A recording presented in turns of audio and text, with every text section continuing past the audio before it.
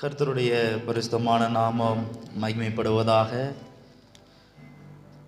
நாம் ஏசாயா தீர்க்க தரிசன புஸ்தகம் 55வது அதிகாரம் 8வது வசனத்திலே நாம் பார்க்கும் பொழுது, என் நினைவுகள் உங்கள் நினைவுகள் அல்ல, உங்கள் வழிகள் என் வழிகளும் அல்லவென்று கர்த்தர் சொல்லுகிறார் என்று எழுதியிருக்கிறதை நாம் பார்க்கிறோம்.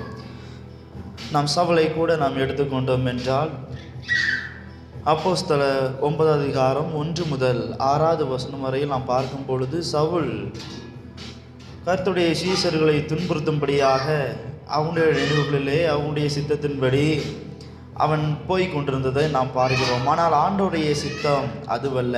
ஆண்டோடைய சித்தம் அவனை எடுத்து பயன்படுத்தி அவருக்காக அவனை மாற்றுவது அவருடைய சித்தமாக இருந்தது. 6வது வசனத்திலே பார்க்கும் பொழுது, அவன் நடுங்கி திகைத்து, ஆண்டவரே, நான் என்ன செய்ய சித்தமாய் இருக்கிறீர் என்றான்.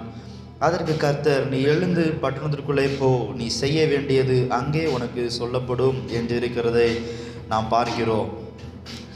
ஆம் தேவ பிள்ளைகளே, சவுளுடைய காரியங்களை நாம் பார்க்கும் பொழுது, அவன் ஒரு முடிவு எடுத்துக்கொண்டு அவனுடைய சுயத்தினாலே அவன் கிறிஸ்தவர்களை துன்புறுத்தும்படியாக, கொலை செய்யும்படியாக அவன் போய் கொண்டிருந்ததை நாம் அறிகிறோம். ஆனாலும் ஆண்டுடைய சித்தம் அதுவல்ல. ஆண்டவருடைய சித்தம் இவனை எடுத்து பயன்படுத்துவதே அவருடைய நோக்கமாய், அவருடைய சித்தமாய் இருந்தது.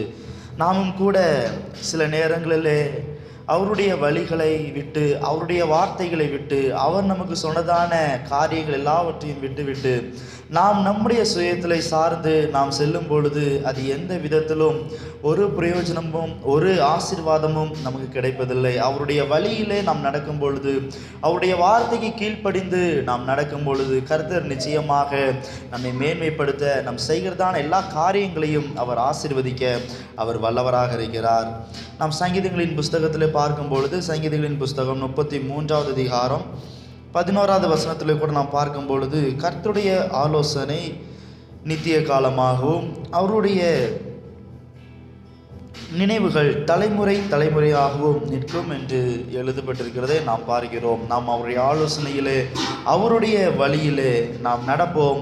நிச்சயமாக தலைமுறை தலைமுறை தோறும் நம்மை ஆண்டவர் ஆசீர்வதித்து நம்மளை மேன்மைப்படுத்த அவர் வல்லவராக இருக்கிறார். God bless you.